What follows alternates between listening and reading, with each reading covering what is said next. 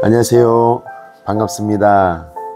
이제 2024년도 마지막 한 주를 남기고 있습니다.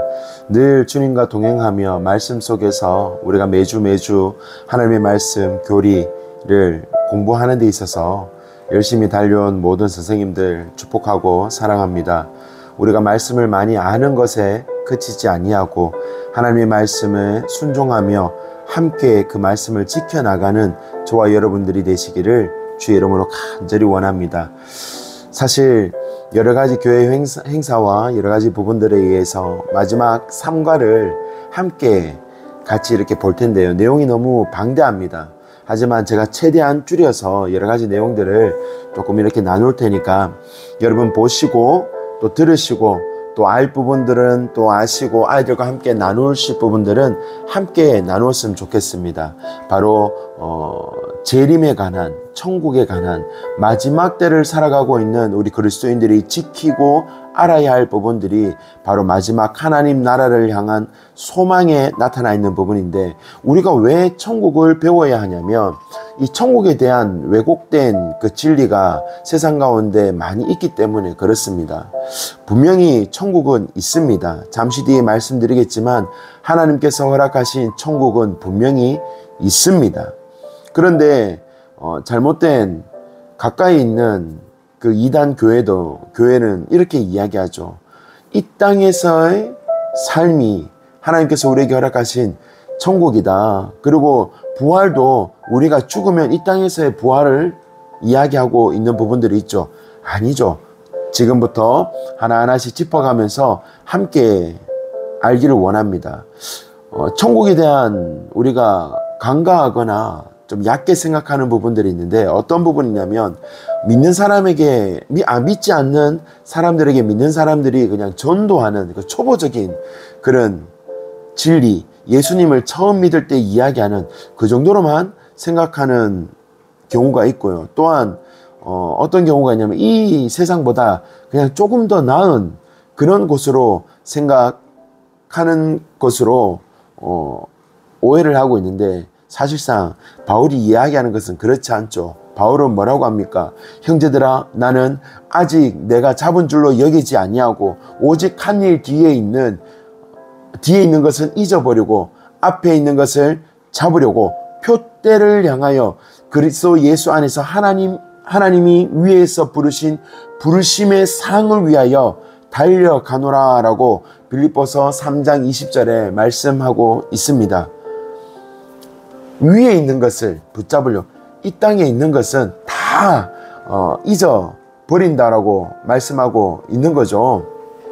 과거에 이룬 것, 세상에서 갖춘 것, 이미 누리고 있는 것, 그것들을 다 잊어버리고 앞만 향해 간다는 것이죠. 왜? 바울은 천국을 경험한 자이기 때문에. 그래서 그리스도를 향해서 달려가는 것이 그 어떤 것보다도 더 가장 중요하고 소중하다고 그렇게 생각했습니다. 바울의 헌신적인 삶과 그리고 그가 죽음에 몰리면서까지도 그의 복음을 향한 열정과 그의 복음을 놓지 않았던 그 삶의 목적이 바로 여기에 있는 것이죠. 천국을 향한 확실한 소망이 있었기 때문에 그렇습니다. 이런 바울, 그리고 저희에게 말하는 천국을 생각하는 이유가 반드시 있죠. 그것은 무엇이냐면 누구나 다 우리는 죽음을 맞이하게 됩니다. 죽음은 반드시 우리에게 찾아오게 됩니다. 죽음 뒤에 우리는 하나님 앞에 서게 될 것이라고 성경은 우리에게 말씀하고 있습니다. 우리가 그때 하나님 앞에 서는 그곳은요, 결코 기쁘고 즐거운 것이 아닐 것입니다. 하지만 하나님을 믿는 자들에게는 예외일 수 있죠. 그런 천국을 우리는 소망하고 꿈꾸며 살아가야 될 줄 믿습니다. 그러면 천국은 어디에 있을까요? 하나님께서 우리에게 천국은 어디에 있다고 말씀하냐면 두 가지를 말씀하고 있습니다. 첫 번째, 바로 in my heart, 우리 안에, 우리의 마음 안에 천국이 있다라고 말씀하고, 두 번째는 바로 하늘에 있다라고 말씀하고 있습니다. 여기서 말씀하는 하늘은 우리가 주기도문 할 때 하늘에 계신 우리 아버지여 할 때 그 하늘인 것이죠. 바로 하나님이 계신 곳, 예수 그리스도가 계신 그곳이 천국이라고 말을 합니다. 천문학적으로 우리가 보여지는 그런 눈에 보이는 해, 달, 별 있는 그런 하늘이 아닌 곳, 그것이 아닌 것이죠. 그리고 특정한 장소가 아니라 하나님이 계신 어딘가에 있는 그곳을 말씀하는 것이 바로 천국입니다. 그런 천국은 어떤 곳이냐면, 제가 한번 다시 말씀드리면 바로 예수 그리스도와 함께 있는 곳입니다. 그리고 주님과 단절이 되어서 겪었던 모든 고통이 끝나는 장소입니다. 우리가 살면서 가슴 아파하고 불평불만과 그리고 육신의 연약함과 여러 가지 우리에게 안 좋은 모든 것들, 주님으로 말미암아, 하나님으로 말미암아 죄인된 우리가 그와 단절되면서 겪었던 모든 아픔과 고통이 끝나는 장소,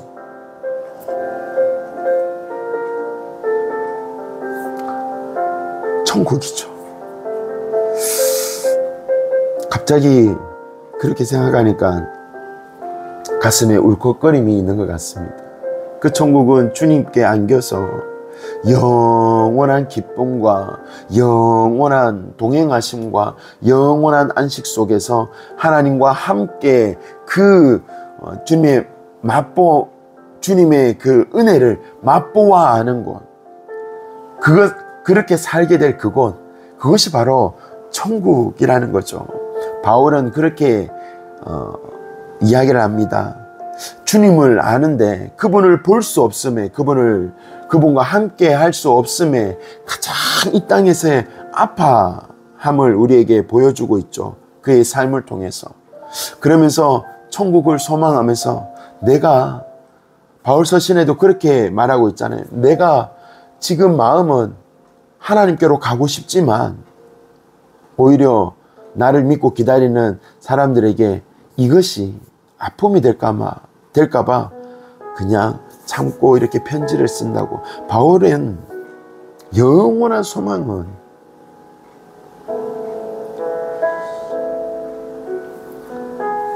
주님을 만나는 거죠. 저와 여러분의 간절한 소망도 거기에 있어야 될 줄 믿습니다. 천국은요, 우리 믿는 그리스도인들이 영광스러운 몸으로 부활해서 영원히 주님과 동행하는 그것인 거죠. 부활한 우리의 몸은요, 지금의 우리의 몸과 같지 않습니다. 부활한 예수 그리스도의 부활체와 같습니다. 신령하고 아름답고 영광스러운 모습으로 부활한다고 하죠. 현재 지니고 있는 우리의 몸이 새롭게 되어서 용화로운 상태가 된다고 성경은 말씀하고 있습니다. 지금 이 몸으로 부활하되 전혀 다른 상태로 부활한다고 성경은 말하고 있습니다. 밤낮 찬양을 불러도 피곤치 아니하며 곤비치 아니하고 영원한 부정과 부패가 없는 우리의 상태, 그리고 신령한 일을 정말 사모하게 되는 우리의 몸 상태가 되는 것을 말씀하고 있는 거죠. 천국은 그런 것입니다. 그러면 천국은 언제 우리가 갈 수 있느냐? 죽음 이후에 갈 수 있죠. 우리가 조금 뒤에 심판에 관해서는 이야기하고, 주님께서 재림하시면 바로 우리가 천국에 갈 수 있는 겁니다. 예수 그리스도의 재림의 목적은요, 분명히 있습니다. 성경에서 말씀한 말씀이 온전히 성취되는 그것이 예수 그리스도의 재림입니다. 주님이 가신 것 같이 반드시 오실 때도 그와 가신 것 같이 오신다라고 말씀하고 있습니다. 그리스도의 재림이 일어나면 모든 죽은 자가 부활하는 날이고요, 모든 사람이 그와 함께 심판받는 날이 될 것이라고 우리에게 말씀하고 있습니다. 재림은 교회가 구원을 성취하는 날이고 하나님의 나라가 완성되는 그런 날인 거죠. 예수 그리스도를 주로 믿는 모든 성도들에게는 영광스럽고 한없이 기쁜 날이 것이고, 또 영원한 구원이, 그 오매볼망 우리가 믿음으로 믿고 있던 그 구원이 성취되는 날인 것이죠. 우리의 참 소망이고 교회의 소망인 것이죠. 우리는 이 날을 사모하면서 살아가야 될 줄 믿습니다. 이런 재림의 날에는 징조가 있다라고 성경은 우리에게 말씀하고 있습니다. 먼저 첫 번째로는 세계 모든 곳곳에, 세계 모든 나라와 민족들에게 하나님의 복음이 전파되었음을, 다 되었음을 나타날 때, 그때가 재림의 징조이고요. 그리고 이스라엘의 회심이 일어나는, 유대인들의 모든, 세계 모든 유대인들이 회심하고 돌아올 것을 하나님께서 언급하고 계시죠. 그리고 대배교, 다시 말하면 하나님을 저버리고 그 배신의 현장이 일어나며 대환란이 일어날 그때의 재림이 임한다라고 성경은 말씀하고 있습니다. 그리고 적그리스도의 출현, 그리고 표적과 기사가 일어나죠. 전쟁과 기근과 지진과 거짓 선지자, 그리고 해달별들이 움직이는, 흔들리는 그런 징조가 일어날 것이라고 우리에게 말씀하고 있습니다. 그런데 그런 징조가 우리를 어떻게 하지는 못합니다. 그 징조가 벌써 이미 일어나고 있고, 다시 말하면 재림은 점점 더 가까워지고 있음을 성경은 우리에게 말씀하고 있습니다. 그렇다면 재림의 시기는 언제인가? 이 확정성과 불확정성이 있는데, 먼저 이 확정성에는 이 재림은 언제 우리에게 임할 것인가? 하나님 한 분만 압니다. 이것이 재림의 확정성이죠. 불확정성은 전혀 예상치 못한 그때에 우리에게 임한다라는 사실. 그리고 재림 시기에 대한 비유가 우리 성경에 나와 있는데, 신랑처럼 마태복음 25장에 1절에 13절에, 그리고 노아의 홍수처럼 누가복음 17장 26절에서 27절에 그렇게 우리에게 재림에 대한 시기를 비유하고 있고요. 소돔의 멸망처럼 동일하게 누가복음 17장 28절에서 30절에 말씀하고 있습니다. 밤에 도둑처럼 우리에게 온다고 마태복음 24장 42절에서 44절에 말씀하고 있고요. 지혜로운 종처럼 우리에게 임한다라고 마태복음 24장 45절에서 51절에 그렇게 말씀하고 있습니다. 그런 재림의 성향과 성격이 있습니다. 재림하실 때도 예수님께서 직접 우리에게 재림을 하신다라고 말씀하시죠. 다시 말해 인격적인 재림을 말씀하고 있습니다. 예수님이 직접 재림하시고, 신체적인 재림을 또 우리에게 말씀하시고, 직접 몸을 입고 우리에게 재림을 하시는 것을 말씀하죠. 그리고 우리가 너무나 잘 알고 있듯이 가견적 재림을 말씀하십니다. 가견적, 모든 사람이 누구나 다 볼 수 있게 우리에게 재림하시는 거죠. 그리고 갑작스러운 날짜와 시간을 예측할 수 없는 가운데 우리에게 재림을 하신다라고 성경은 우리에게 말씀하고 있습니다. 그리고 재림하실 때 어떻게 영광스러운 재림이 우리에게 말씀하고 계시죠. 세상 어디에서도 볼 수 없는 그런 찬란하고 영광스럽게 예수님께서 재림을 하신다라고 우리에게 말씀하고 있습니다. 자, 그러면 끝으로 그렇게 재림하고 나면 우리에게 어떤 일이 일어나는가? 바로 최후의 심판이 일어나게 되는 겁니다. 여러분, 최후의 심판은요, 분명 모든 사람에게 우리 마지막 그때에 하나님의 영광과 주권을 드러내는 그런 목적으로 우리에게 일어나는 것이 바로 최후의 심판이죠. 재림 이후에 우리가 죽고 난 뒤에 우리에게 일어나는 그런 일들인 것이죠. 이 최후의 심판은요, 각 사람이 받게 될 보상과 형벌을 나타내는 데 목적이 있습니다. 그리고 이 심판은 우리 한 사람 한 사람 모두에게 하나님의 공의를 보이는 절정의 순간이 이 심판의 그때입니다. 심판의 주체는 우리 너무 잘 알고 계시는 예수 그리스도가 그 주체이십니다. 요한복음 5장 22절, 그리고 이 고린도후서 5장 10절, 베드로전서 1장 17절에 그 심판의 주체가 예수 그리스도라고 말씀하고 있습니다. 참여자와 대상은 누구냐? 모든 천사와 천사와 그리고 성도들 그리고 모든 사람들입니다. 그런데 제가 이렇게 천사들과 성도와 모든 사람이라고 구분을 지었는데, 이렇게 구분을 짓는 이유가 심판을 받게 되는 자들이 있기 때문에 그렇습니다. 누가 심판을 받냐면 천사도 심판을 받습니다. 어떤 천사? 타락한 천사들.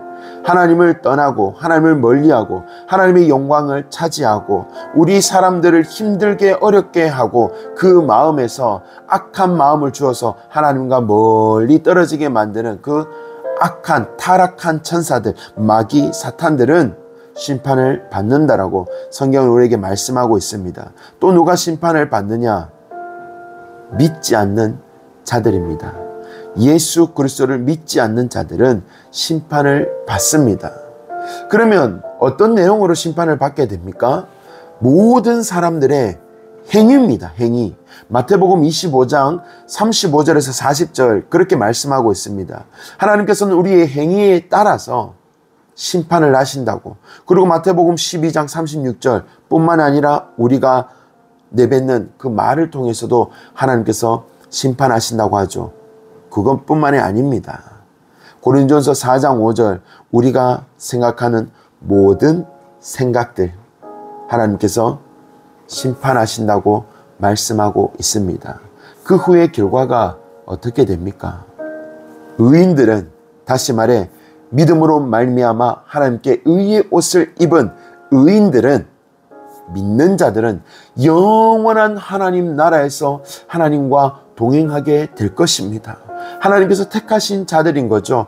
태초부터 하나님께서 택하신 자, 하나님의 은혜를 전적으로 입은 자들, 우리의 행함과 우리의 노력이 아닌 전적인 하나님의 은혜로 말미암아 구원함을 입은 의인들은 하나님과 동행하게 됩니다.